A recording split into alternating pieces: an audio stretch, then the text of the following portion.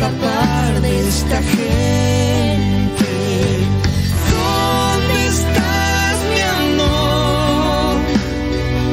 ¿Dónde han quedado los nidos de mi corazón? Veo la sangre en el río. Fuego en las manos, fuego en la boca, entre las llamas el diablo sopla. Humo en el aire, cenizas flotan, hombres sin alma entre las sombras.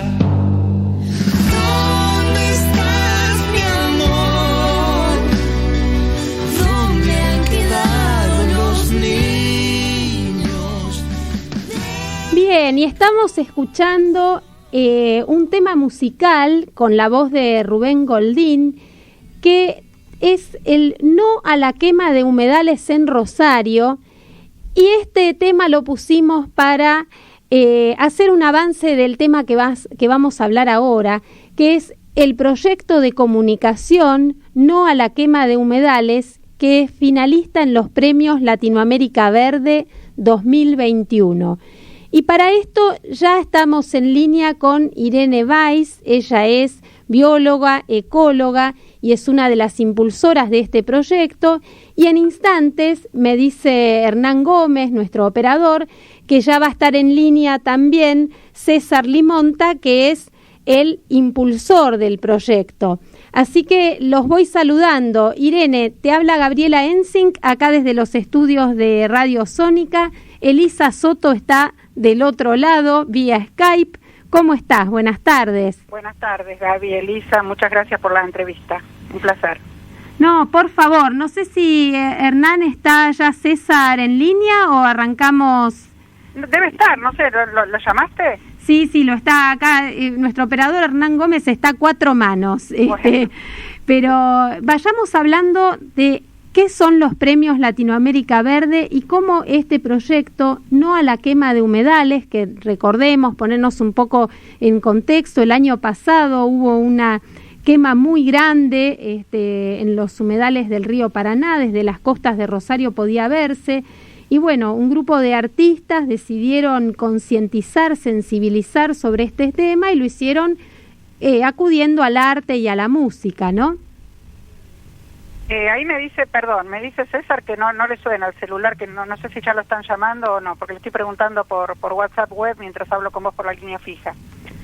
Así que no sé. Irene, si admiro tu capacidad de multitasking. Multitasker. Bueno, te cuento de los premios mientras tanto. Ya he dicho Dale. eso, alguien me escuchó y seguro el operador también está escuchando. Mira, los premios, bueno, vos sabés bien que son premios que tienen un embajador por año de un país o varios embajadores de cada país. Yo soy embajadora por este año y cuando me lo propusieron el año pasado yo tenía que identificar proyectos que fueran novedosos, tanto en el ámbito académico como en el ámbito público. Y yo había participado en el asesoramiento ambiental a César Limonta cuando me convocó, porque como hice mi tesis en el río Paraná Medio y viví en Rosario ese tiempo, hace muchísimos años de esto, la verdad es que para mí fue un placer ayudarlos porque por lo que se estaba viviendo con las quemas en los humedales frente a Rosario, que era César. Irene, me dice acá Hernán que ya está César también comunicado, ¿es perfecto, así? Muy bien, me alegro un montón. Hola, sí. Estaba preocupada. Bueno, ¿cómo están? Ahí César te va a contar bien, después yo te termino de contar. Quiero que él sea el protagonista. Ahí está, buenas tardes, César. Bueno, gracias por unirte a esta comunicación y contanos entonces, Irene ya nos hizo el marco de los premios Latinoamérica Verde. Contanos cómo se gestó este proyecto que fue viral, ¿no? Fue un video que se viralizó, se vio mucho.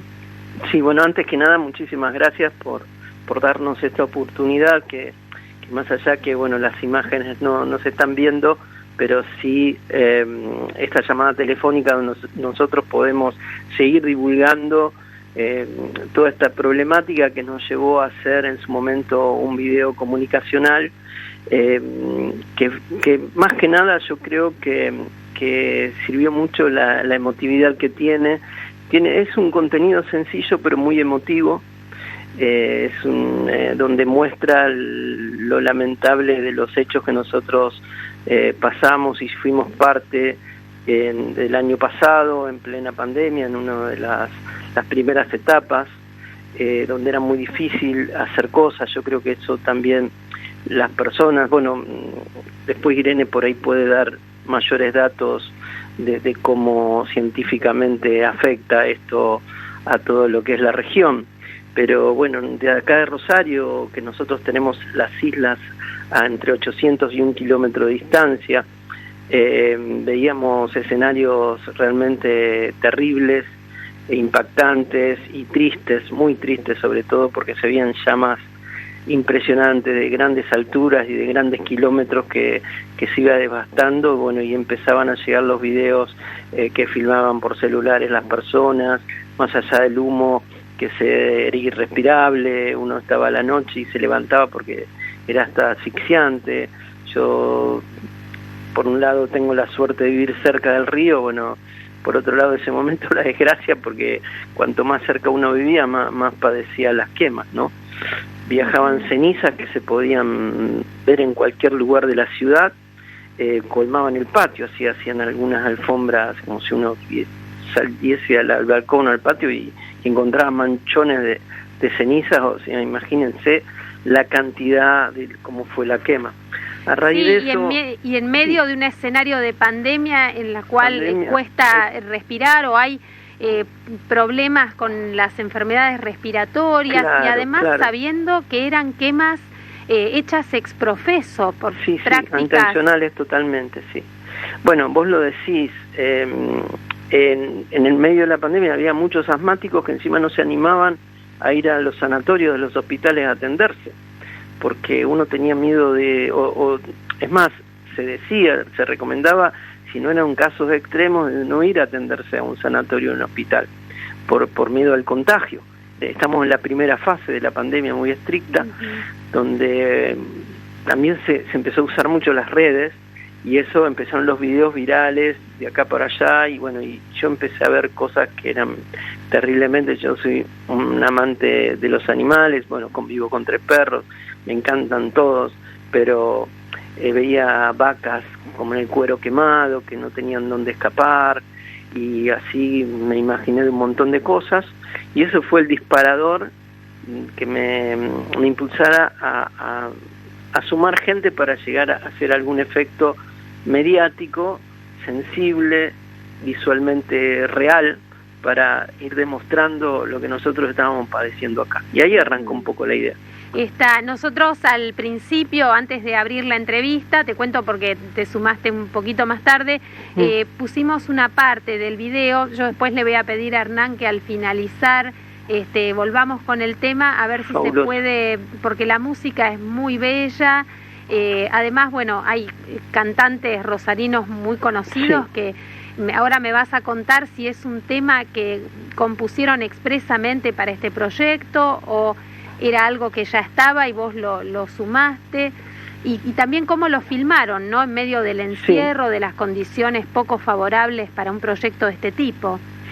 Te trato de resumir porque realmente todo fue muy largo, pasaron meses en toda una producción, pero realmente con el disparador que yo te comentaba, se me ocurre hacer primero, como primera medida, una intervención lumínica para visibilizar de alguna manera, como si fuesen seguidores que buscaban a las personas que hacían esas cosas, ¿no? A los culpables, a los que estaban detrás de todo esto. Así que convoqué una empresa de Eligio Técnica, Pablo y Néstor de Eligio, que es una empresa muy importante de la ciudad. Ellos me dijeron, mira, era una situación también para las empresas del espectáculo que estaban totalmente paradas. Me dicen, mira, no podemos con los costos porque no sabemos cuándo vamos a volver a trabajar, pero contá con los equipos, vemos de dónde vamos a sacar los gastos que ocasiona toda esta movida enorme. Imagínense que 300 metros cubiertos de iluminación que daban a la isla, abanicados a grados, que de enfrente llegaban a iluminar 4 kilómetros. Conmovedor.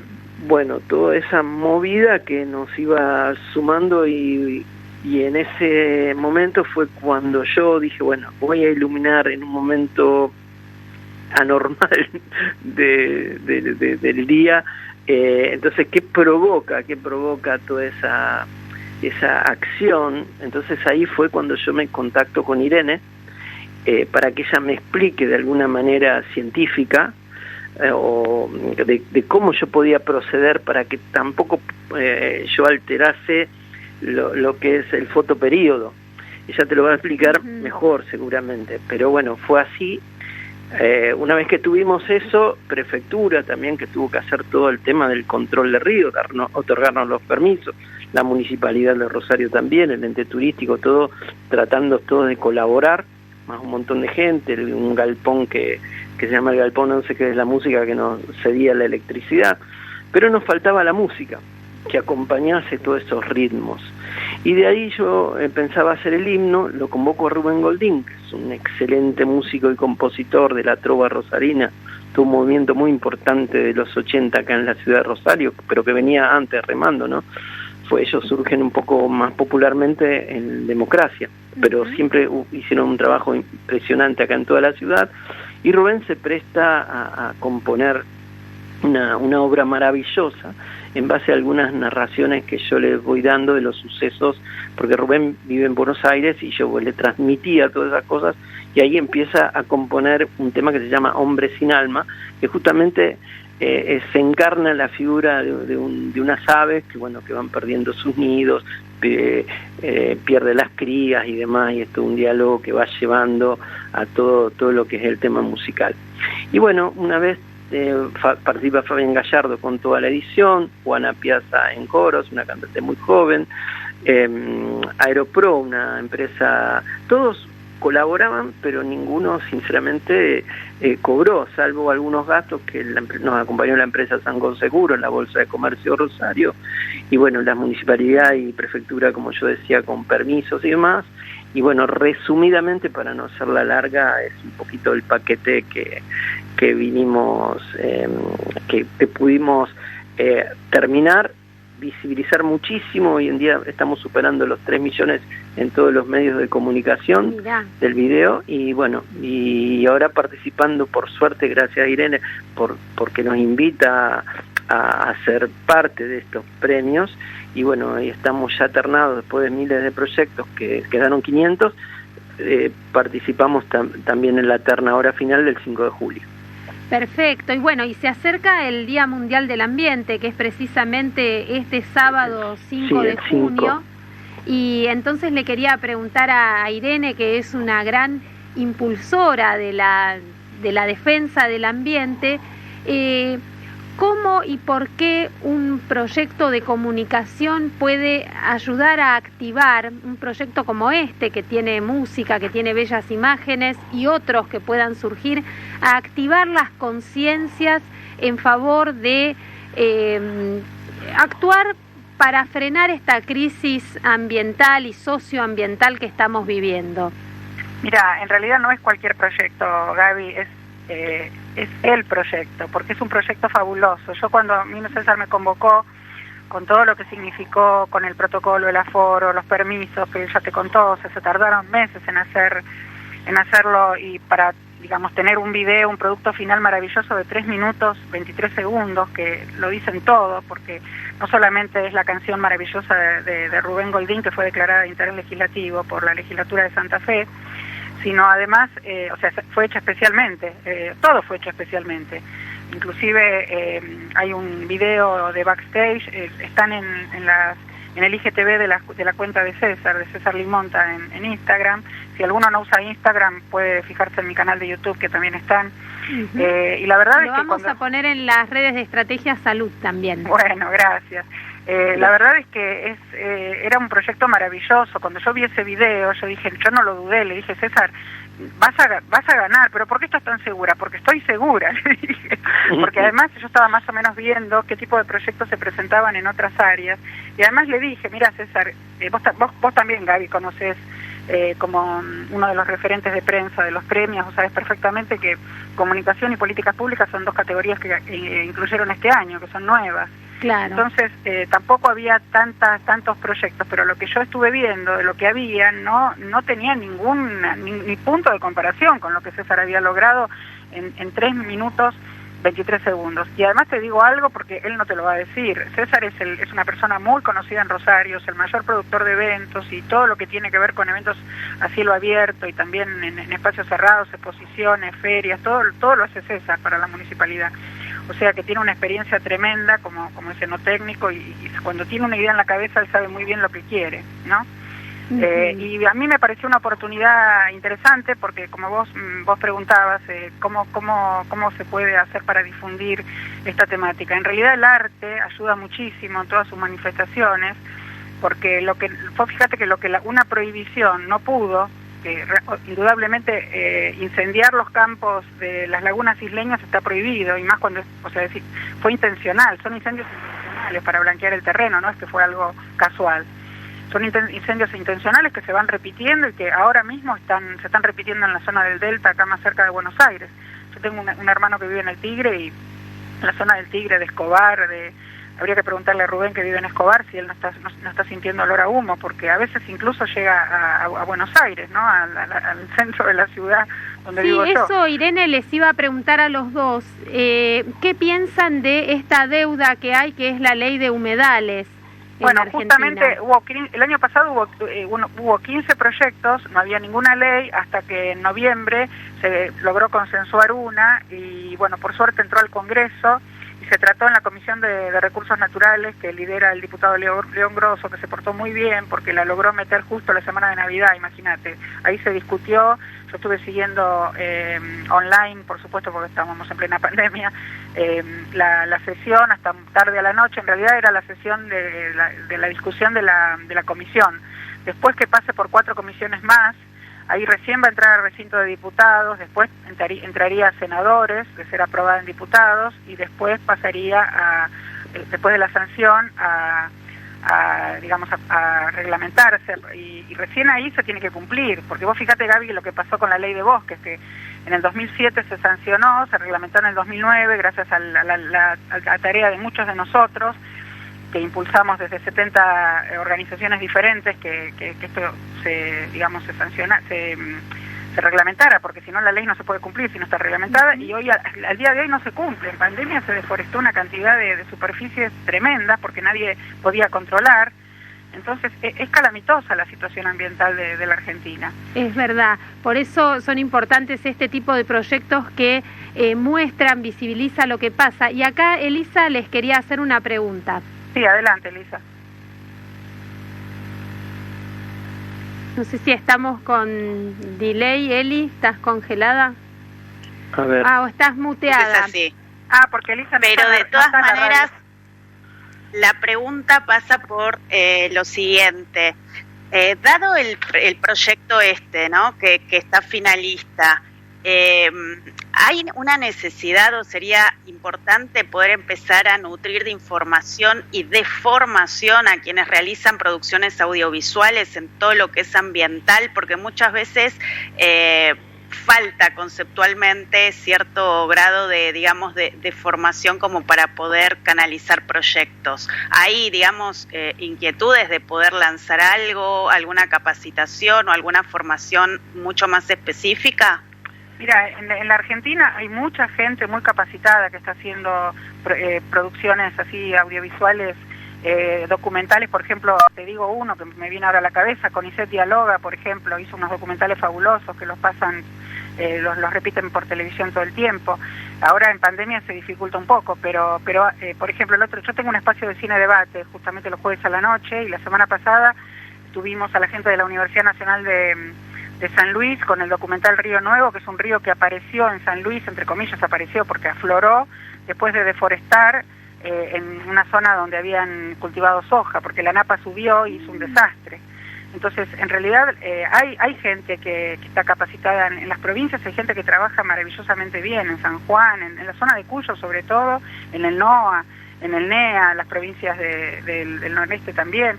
No te creas, lo que pasa es que se necesita más espacio en los canales de televisión abiertos para que la gente se entere, porque los documentales están y se están haciendo. Esa es mi percepción, ¿no? Lo que me parece que Buenísimo. falta son espacios. Exacto. Bueno, Bueno. muchísimas gracias a los dos, muchísimas gracias. No, al contrario, muchas César gracias a ustedes. Limonta e Irene Weiss. Un placer.